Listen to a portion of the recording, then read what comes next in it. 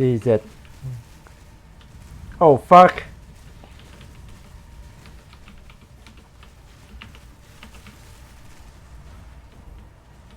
Okay.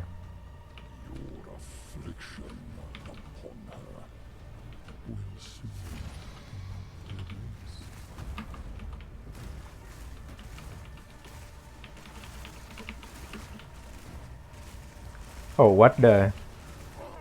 What? That was so fucking easy. What the fuck was that? So this should be quick.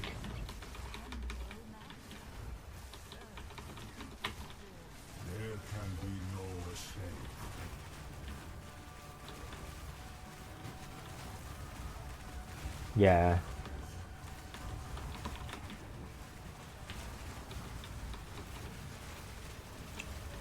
Yeah, this. I draw over that.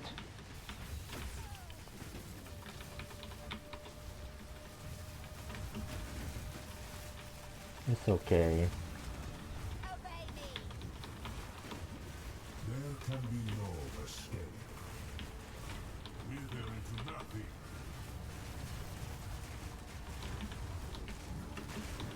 There can be no escape. Yeah, the shock does have. There is shock itself. Your fate finds you. Oh yeah. I learned this trick from Reddit itself. Like you just stay in this corner and he doesn't hit this corner itself. That was OP as fuck. There can be no escape.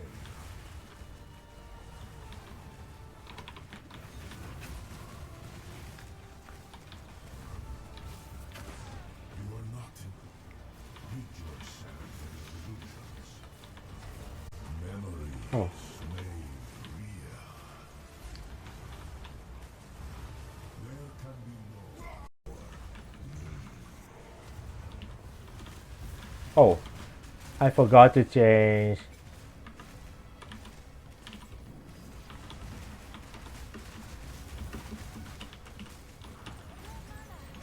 And also forgot to remove Grim Fist, but I don't think it matters anyways. Yeah. It doesn't even fucking matter. What is this? Oh. This is difficulty 4, by the way. Difficulty 4.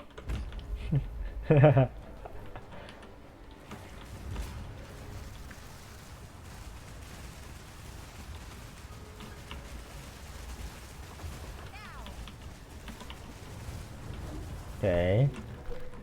What the? Oh. I forgot to swap. Okay, wall charge in. Wall charge out and conk effect in.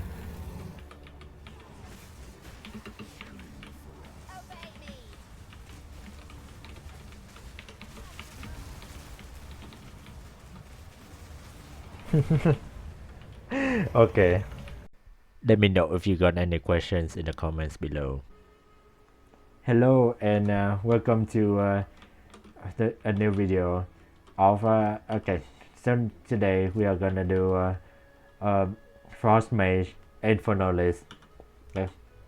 So we are doing a Frost Mage Journalist and yeah. So why are we doing Frost Mage? This is because so from the footage that you have seen, that was just me doing the Arbiter of Ash. I still have a photo here. Yeah, it was Arbiter of Ash. On that was my first time ever doing that, and it was so easy. It was surprisingly easy.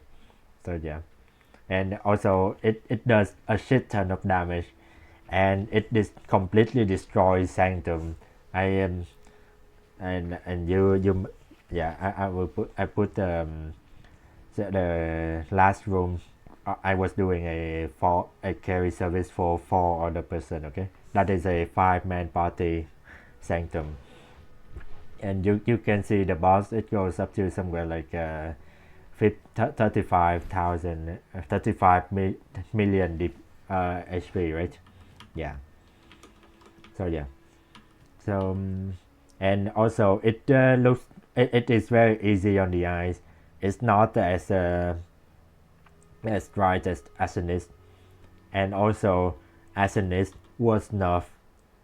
Yeah, Arsonist was nerfed, and on Frost Mage we have, if you look at the quality, this is very important. Quality 10% reduced reservation. This means that it has it gives we can summon 2 additional Frost Mage over Arsonist if we want. Okay, that is that makes up the damage difference, because if we are doing Frost Mage, we don't double dip on the fire exposure and flammability that Arsonist does.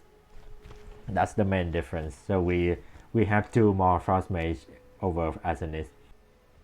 Okay, Sarko from the future here. I forgot to mention that Frost Mage's projectiles are very fast, and they also explode on impact.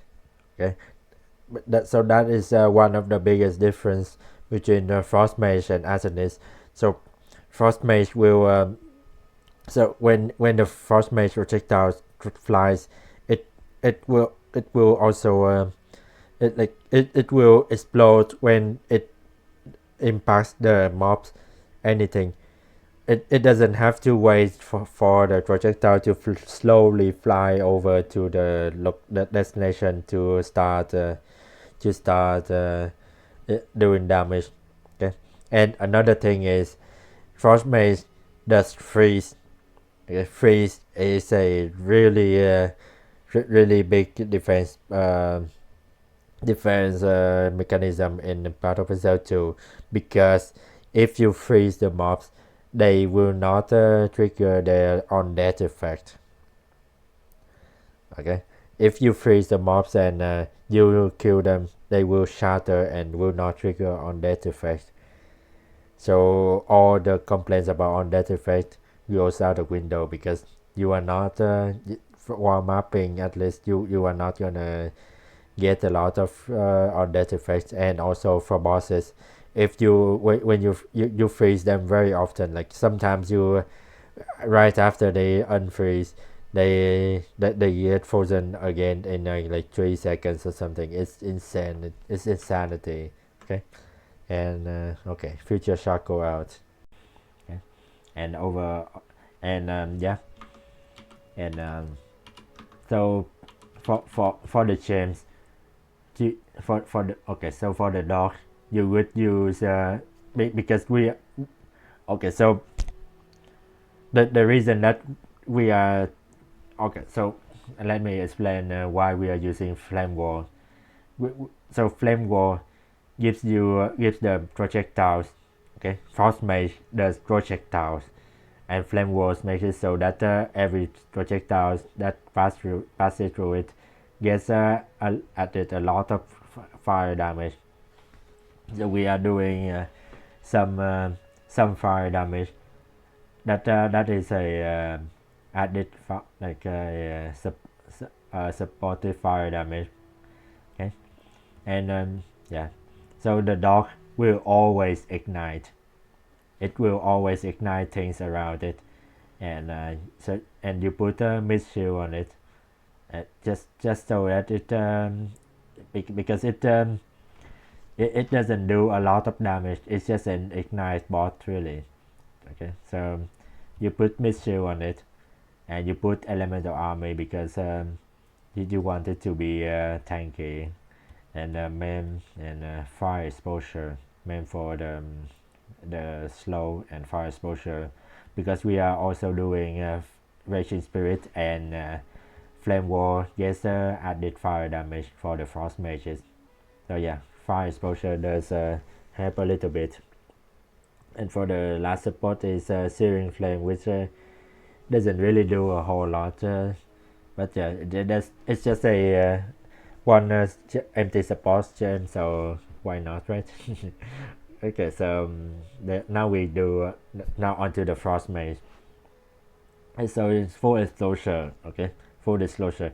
This is a you see this is a four socket frost mage, but in reality, this is actually a 5 socket frost mage, because on the corruption I have +1 to on the corruption, so I would have put a core mastery on this anyways. So this is a 5 socket frost mage, and for that you would put a scatter shot is mandatory, because every the projectiles in Path of Exile 2 can overlap if they if all projectile in Path of Exile 2 can overlap and shotgun if they hit the same enemies. Okay? So scatter shot, that is the one reason why Frost Mage is better than other types of minions, than Storm Mage or Reverse, because they have projectile attacks, so they actually overlap a lot. Yeah. And yeah, scatter shot, Arcane Tempo for more cast speed, because they use cast instead of attack. They are not attacking, they are casting. And Feeding Frenzy for more damage. Is self-explanatory. Okay, and the last socket is there are choices. Okay, so so for mapping you can put you put wall charge on it or fog. That is that depends on what you want. Like try it out, wall charge or fog, because so wall charge visually looks very interesting, but it actually doesn't do as much damage, because it makes it overlap less in reality. Okay, but yeah, it looks very it looks very cool. So, and fog is just it doesn't make it so yeah. Okay, so wall charge, it makes it so the projectiles will fire in a circle, and that is why I'm saying that it makes it overlap less. Okay, and yeah, on bosses you would put concentrated effect, because this is just 40% more damage. And yeah, and if you have a 5th socket, you put a core mastery on this, core mastery on the 5th socket. And now onto Grim Fist. And Grim Fist is just it's just way too way too good. This skill will double your energy shield. Like from the mapping footage that I will put in the end, you will yeah, this is just doubling your energy shield. And yeah, so now you see I have 7,200 energy shield, right? But while mapping I will have almost 15,000 energy shield, and I can face tank anything in the map with no problem at all. Energy shield is disgusting right now. It's so fucking broken. Sorry about that. Okay, now onto Skeletal Storm Mage. So why are we using a Storm Mage in this setup? Because this is just it is a support in this group. Okay, and what it does is it does so it gives shock. Okay, it gives shock, and shock will increase the damage taken by enemies. And we put Stormfire. This is mandatory, Stormfire on the Storm Mage, because and if you read this says support shock does not expire on ignited enemies, and because our dog is always igniting enemies, so that means the once the shock is dropped, once the shock is triggered on the enemy, it will never expire as long as the dog is onto it. Okay, and then we put overcharge. So the downside of overcharge is 50% less shock duration, which doesn't do anything because it never expires anyways from Stormfire. So yeah, this is just 70%, 5% of shock effect, and that will take it to from 20% all the way to 35% always shock, and that is 35% more damage that the enemies will take. Okay, and conduction is it makes it so it gets shocked faster on the boss. It shocks faster, and lightning mastery is just more damage, so yeah, it shocks faster. But yeah, once the shock is triggered, it will never expire. So that is just 35% more damage always on the boss.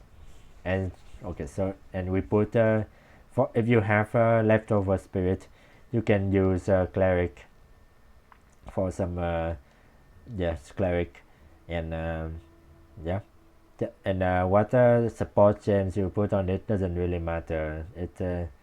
I put ingenuity and class gaps. Yeah, it doesn't really matter what you put. It's just some it's just level spirit. Now that it's kind of a heartless thing to say, eh? Okay, so now okay, flame wall. You put fortress. It makes it so it goes in a ring. If you don't have fortress, then it will go in the line instead. Yeah, in the line, and that makes it and this is this is going to be our main spam skill. So you will use fortress a lot.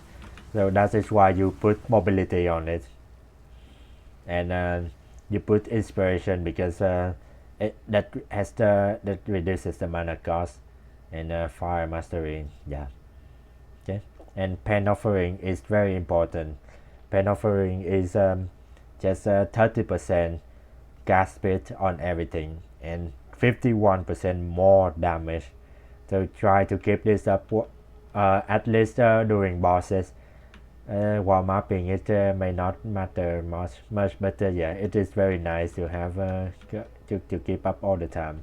And for this, you put ablation for increased effect of offering, and you put yeah, persistence for more effect duration, so you don't have to keep recasting this all the time, and magnified effect because why not? it's so one thing that you can do is expands, which is yeah. But the thing is, this thing will give it 6 seconds cooldown, and it on paper it makes it no downside, right? Because without expanse, it's just you cannot have another offering anyways. But the thing is, okay, go away please.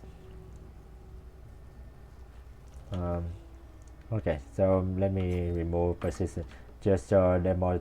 So yeah, if you don't have expense, then you can miss the offering and it won't put on cooldown. But if you have expense, if you miss the offering, it will put the offering on cooldown. So it feels kind of awkward to play. Just experimented it a little bit, okay? So yeah, I put the magnified effect, but you can also put expanse if you are precise with the placement. And okay, so now on to Raging Spirit. Raging Spirit, like I explained earlier, it pairs very nicely with Flame Wall, and it's just some added damage to our army. And yeah, and the cost is 30 spirit. That is one frost mage. There is no way one frost mage can out to 10 spirit even 11 spirits. Okay, yeah, there's no way one frost mage can out damage 11 spirits. And yeah, so on this you put fire infusion for more fire damage, martial tempo for more attack speed, immolate.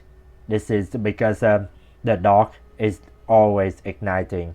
You don't need a raging spirit to ignite. Okay, sure, come in here. Yeah, you don't need a raging spirit to ignite. And yeah, and put minion mastery to have it okay, 1 second. Thank you. Yeah, and minion mastery to have it +1 level, because yeah, why not? So, okay, so hypothermia. So for hypothermia is a curse. It's supposed to be frostbite from POE1, but yeah, they changed the name to hypothermia, but they haven't changed the name in the skill bar. Yeah, so this is just a curse that makes it so that it's 46% reduce and core resistance. So you use this on bosses, okay, and also Eye of Winter on bosses. I will talk about it in a little bit. So on hypothermia, you put focus curse, heightened curse for increased curse effect, focus curse for less delayed, and hex bloom if you want. It doesn't really matter, but yeah, hex bloom. It just makes it so the curse will spread around whenever one of them die. Okay, and okay, so now onto Eye of Winter. Why are we using Eye of Winter? We so this skill inflicts critical weakness, and what critical weakness does is every stack will make the target take 0.5% base crit. That is up to 10%. Yes, stack 20 times, that is up to 10%. And if you pair it with Unleash, what it does is it will hit 20 times on the first cast. Like it will actually hit 20 times. It will make and we are not using this for damage. We are using this for the critical weakness debuff. And also you put you use it for cold exposure, and what the cold exposure will trigger when the skill, when Eye of Winter critical, when there's a critical, and it hits a bajillion times. So this will very reliably trigger cold exposure when you need it, and you put inevitable critical on it, because you only need it to crit sometimes. You are not using this for damage, so you just need it to crit once in a while, and strip away for increased effect of the exposure. Yeah. Okay, so now onto the gear. So this gear that I have right now is less than 2 divine when I bought them, and yeah, some of them are maybe it's gone up sometime. I don't know. It's been a while since I bought these. I haven't changed any piece, by the way. I haven't changed any piece ever since I bought them when I first started this build. Okay, and yeah, so for the scepter you would want plus at a +4 scepter, or if you are on a really tight budget you can do +3. That's alright. But yeah, +4 is very good. There is +5 scepter, but that is obscenely expensive. So just +4 is +4. What I mean +4 is +4 to level of all minion skills. Yeah, +4 is good enough in my opinion, and try to get as much spirit on this as possible. and also gas speed is kind of nice to have, but it's not mandatory. So yeah, try getting those 3 stars: minion skills, spirit, and gas speed on the chapter. That's it. Okay, and the helmet is also important. You can get +2 all minion skills on the helmet. And try to get as much energy shield as possible, and some resist to cap your resistances. Just yeah, and on amulet you can get up to +3 minion skills, and that is very expensive. And also you can get spirit on this as well. Yeah, minion skills and spirit is very expensive. So I right now I only have +2 minion skills and some some energy shield on this, and the resist, and that's it. I don't even have spirit on this amulet. And yeah, like from the footage you see, I'm doing just fine. And the shield you get, this is the Oak Swan shield. It's very cheap. Oh, I almost forgot to. Okay, so yeah, Oak Swan shield. It's very cheap, and you can get up to 40% block chance on this. There is corruption for even more block chance, but that is not necessary at all. Okay, and let's try to get as high rolls as possible for on the block chance and also on the chaos rest, that within your budget. Okay, and the body armor, you need the spirit on this, spirit and energy shield. That's it. Spirit and energy shield, and maybe some resist to have you cap your resist. And yeah, and your rings, on my rings I have some rarity and resist to have cap my resist. Yeah, rarity, resist, and rarity and resist. This is chaos resist, and rarity. Yeah, this is lightning resist and rarity, because I was lacking some of those resist. And this is so on the gloves you get some resist and energy shield as high as possible within your budget, and boost as well. But on boost you need to have movement speed. Okay, movement speed, energy shield, and cap your resist. And belt, this is really bad belt. This is just a resist belt. And for the passive tree, so this is my passive tree. You can copy this. Lot of horrors, and patient barrier, Vigo, silent guardian, trigger of order. And yeah, on when you are just starting out, I would do not go the energy shield, because you could only get energy shield at end game. Yeah, so yeah, you go this node instead. Don't go this energy shield part. Okay, and don't go this energy shield node when you are just starting out. And yeah, take all these minion things, and you go okay, after taking these minion nodes, which is minion revive 15% faster, is great. It's gonna feel very nice. Yeah, and you should not rely on just the skeletons for the campaign. Your main priority should be Flame War and Raging Spirit. Raging Spirit is gonna carry you for the early game a lot. Yeah.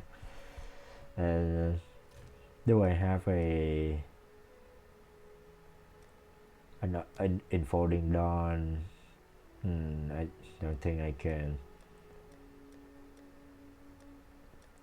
Oh, there it is. Okay, so for the early game, I would recommend buying this chest or Enfolding Dawn. This is a very this chest has 100 spirit and also some elemental resist as well. So this is very cheap, and it is like 2 exalt at the moment for a mid roll.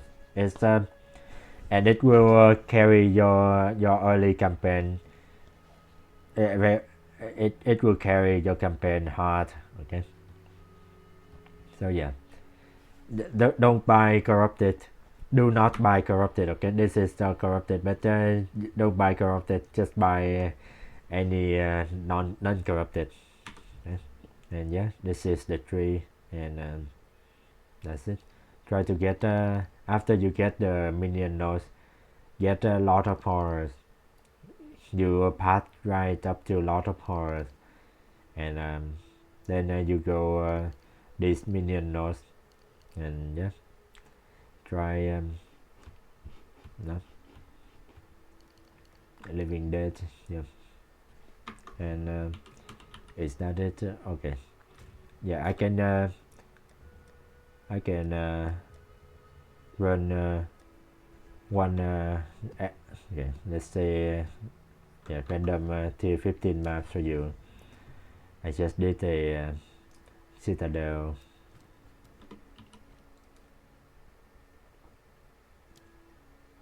Yeah, I just did this iron citadel, so we can do necropolis, right? Yeah, necropolis. So I can, yeah, this is the mapping on this this build. It's so for while mapping, you will get double your energy shield, and you can face tank pretty much anything in the game, like literally anything.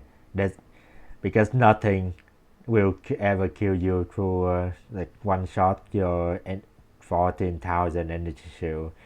It's just no way. Yeah. Oh, this is necropolis. What the? Why is it so? Don't tell me I'm crashing right now. Okay.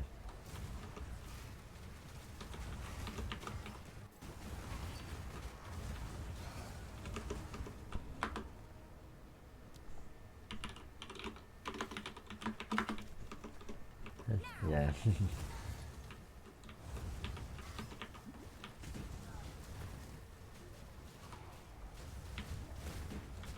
Oh yeah, you just run around and you face tank everything. And okay, so this is one thing. You see, I have very low life, right? And sometimes you see me dropping life. That is completely normal, because when you use the offering, because we have ablation support, ablation, it sacrifices 15% of life on use. So that is why you see me getting like a low life sometimes. But fear not, because you see, okay, so that is perfect example actually. The poison damage doesn't do anything. It does very little damage. Okay, it does use chaos and lace boost. True. Yeah, chaos poison damage does very little. And if you take poison damage, you just use a life flask and that's it. And you will heal to 4. And yeah. So yeah, you see, 14,000 energy shield. There's no way that anything can kill you. Really, you're just this is literally walking in the park, and yeah. So yeah, yeah. I'm gonna, yeah. That's just a little showcase of mapping. I'm gonna put a full mapping showcase in the at the end. Okay. But yeah, thank you for watching, and that is just a little update on what I have been doing. And I have got I just did Arbiter of Ash 2 points, and that got me the last 2 points on map boss. So I was doing map boss with 4 difficulty very easily, and I also did Sash with difficulty 4 very easily. And yeah, this build can also do all map mods, so I'm just corrupting everything. And yeah, this is my Atlas tree. And yeah, so yeah, that's it. Thank you for watching, and see you next time. Bye bye.